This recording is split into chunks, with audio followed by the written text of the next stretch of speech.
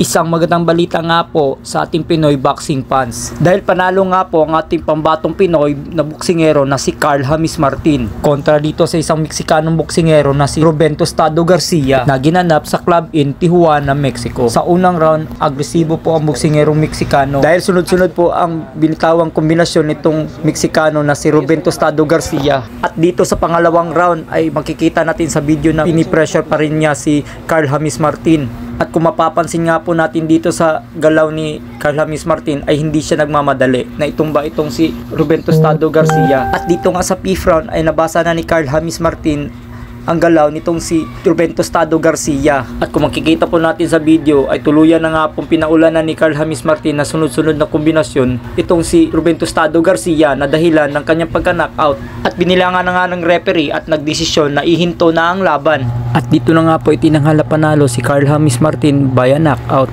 At umangat na nga po ang kartada ni Carl James Martin sa 25 wins, 20 knockouts, walang talo. At kung nagustuhan nyo ang ganitong content, huwag nyo kalimutan mag-subscribe sa aking munting channel.